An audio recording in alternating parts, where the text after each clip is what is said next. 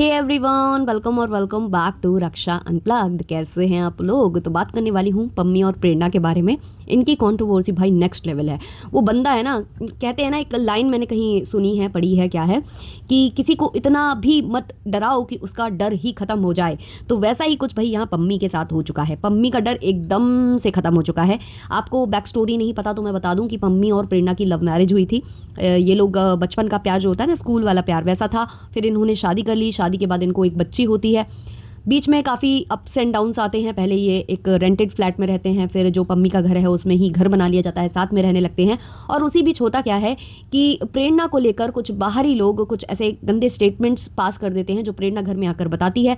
पम्मी जो कि काफ़ी ज़्यादा प्यार करता था अपनी पत्नी प्रेरणा को, तो वो उसके बचाव में जाता है और वहाँ उसके साथ मार पिटाई होती है, जिसके बाद वो काफ़ी टाइम के लिए हॉस्पिटलाइज हो जाता है। उसको काफ़ी टाइम तक हॉस्पिटल में रहना पड़ता है। और उसी टाइम पे होता क्या है कि प्रेरणा की बात होने लगती है एक बंदे से जो कि एक टाइम पर पम्मी का दोस्त हुआ करता था, जो कि त्यागी उसका सरनेम है।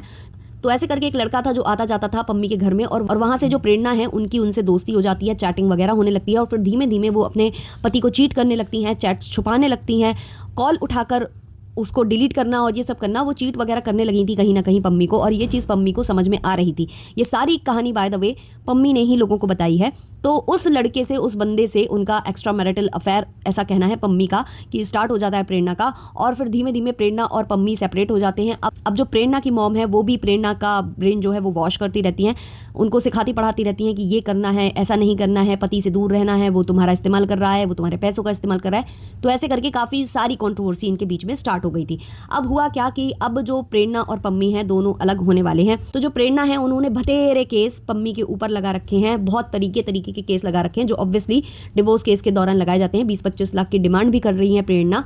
उसके अलावा सबसे बड़ी प्रॉब्लम ये है कि कस्टडी चाहते हैं पम्मी को ऐसा लगता है कि जो उनकी बेटी है वो सेफ हाथों में नहीं है। अगर वो प्रेरणा के साथ या प्रेरणा की फैमिली के साथ रहती है तो उस बच्ची को भी ये अपनी तरह बना देंगे और इस तरीके की हरकतें करेंगे। क्योंकि जो प्रेरणा की बच्ची है उसको प्रेरणा की मॉम के पास छोड़ा जाता है और प्रेरणा बाहर रहती हैं, अलग फ्लैट लेके रहती हैं, जहाँ पर उनके दोस्तों का आना जाना है। यहाँ तक कि पम्मी का ये भी कहना है कि जो प्रेरणा का ब्रदर है वो खुद फ्लैट पर उस लड़के से इनको मिलवाता है। अब उस लड़के की भी एक अलग स्टोरी है, जो कि पम्मी का दोस्त हुआ करता था एक टाइम पर, लेकिन पम्मी ने बताया कि उसकी नज़र शुरू से उसकी वाइफ पर थी। मतलब जब इन लोगों की शादी नहीं भी हुई थी ना, तब से ही वो इनकी वाइफ को पसंद करता था। फिर धीमे धीमे वो इनके घर में घुसता था, आता था, जाता था, भाई बोलती थी प्रेरणा उस लड़के को, और धीमे धीमे इनका ये सब स्टार्ट हो गया।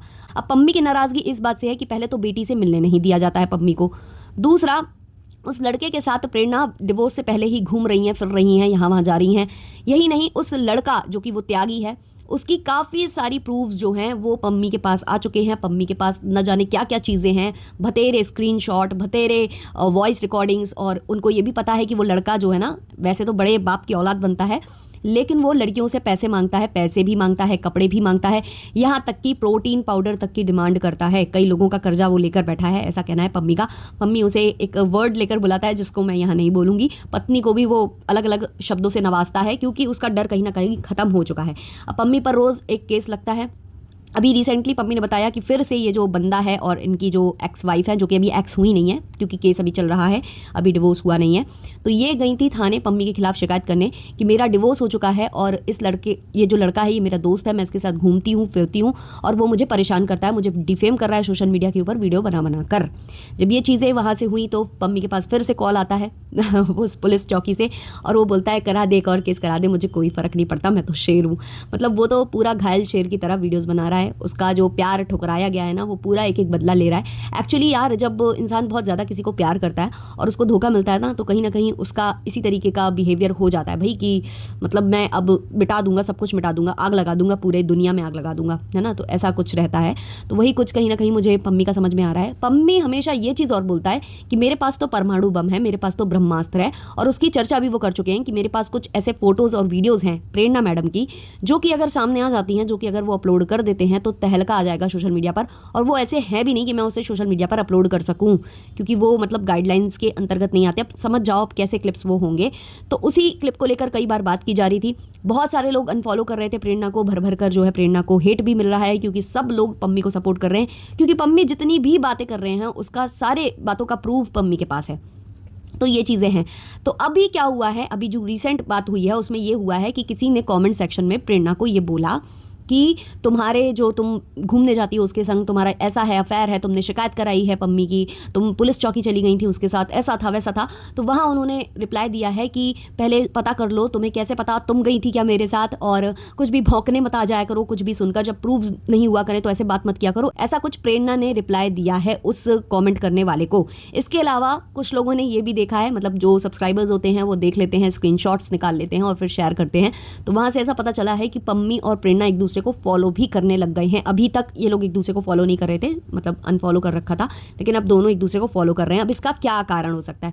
हो सकता है कि out of the court settlement पर दोनों आ गए हो, क्योंकि जो पम्मी कर रहा है सोशल मीडिया पर, उसके बाद जो प्रेरणा है उसका सोशल मीडिया करियर खत्म हो सकता था, मतलब इंस्टाग्राम का भी उसका प्रमोशन कहाँ ही मिलेंगे इसके बाद, कहाँ ही लोग, अब लोग उसे पसंद भी नहीं कर रहे हैं, रिपोर्ट कर रहे हैं उसकी प्रोफाइल को। वाईटी पर भी सेम हाल है, तो इस तरीके से तो वो काम कर ही नहीं पाएगी। दूसरा, अगर ये चीज़ें सामने आ जाती हैं तो इसकी थू अलग होनी है सब जगह, समाज में भी और इधर वाईटी और सोशल मीडिया सब जगह भी।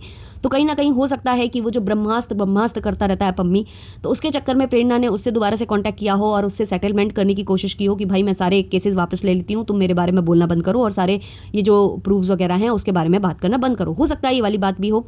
अब रही बात पैचअप की कि क्या दोनों साथ में आ सकते हैं, तो वो मुझे इसलिए पॉसिबल नहीं लगता है क्योंकि अगर पम्मी ने इतना कुछ देख लिया है प्रेरणा के बारे में, इतने सारे फोटोग्राफ्स हैं उसके पास, क्लिप्स हैं, तो इसके बाद मुझे नहीं लगता कि कोई पति दोबारा से अपनी पत्नी को स्वीकार करेगा या चाहेगा। वो तो शुरू से ही बोला है कि मुझे बेटी चाहिए, सिर्फ मुझे बेटी से मतलब है, मुझे उससे मतलब नहीं है।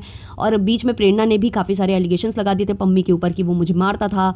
मेरी बेटी जो अभी 2 या 3 साल की है, हार्डली 3 साल की होगी, वो बोलती है कि पापा मम्मी आपको मारते थे, मुझे पापा से डर लगता है, मैं वो देख कर डर जाती है, ऐसा कुछ भी बोला, जबकि इतने छोटे बच्चे को कुछ भी याद नहीं होता है। तो सारे झूठे एलिगेशंस भी प्रेरणा पम्मी पर लगाई जा रही थी।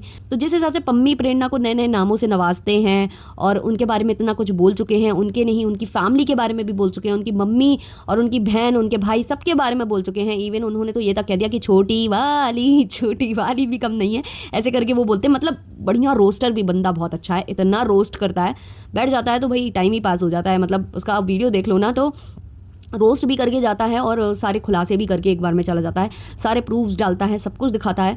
मतलब इसी वजह से कहीं ना कहीं जो प्रेरणा का साम्राज्य है ना वो हिल सा गया है। डर है कहीं ना कहीं अंदर अंदर कि भाई अगर ये चलता रहा, ऐसे ही चलता रहा, तो हमारी तो भाई स्थिति ख़राब हो जानी है बाय गॉड। तो हो सकता है दोनों इसी वजह से बात कर रहे हो, सेटलमेंट कर रहे हो आपस में कि भाई मैं केसेस वापस ले लेती हूँ, तुम भी ये शांत करो और इसको यहीं के यहीं ख़त्म कर दो। हालांकि ये चीज़ें शुरू से हो रही थी, पम्मी बार बार बोलता था कि मैं रिवील करूँगा, बताता कुछ भी नहीं था।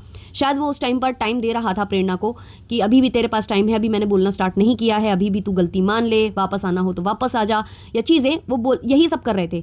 लेकिन जैसे ही उनके पास वो प्रूफ्स आए हैं ना, जो कि ब्रह्मास्त्र हैं, है ना, जो कि परमाणु बम है, वो जब उनके पास आए हैं ना, उसके बाद से जहाँ तक पम्मी का दिमाग बिल्कुल आउट हो गया और उसके बाद से वो धीमे धीमे चीज़ें रिवील करने लग गए और एक्सपोज खेलने लग गए हैं, मुझे ऐसा लगता है। अब देखते हैं भाई क्या होता है। अभी तो कुछ ऐसा वीडियो आया भी नहीं है क्योंकि वो डेली एक वीडियो लेकर आ रहे थे पम्मी, अभी तो कोई ऐसा कोई वीडियो हम लोग के सामने नहीं आया है।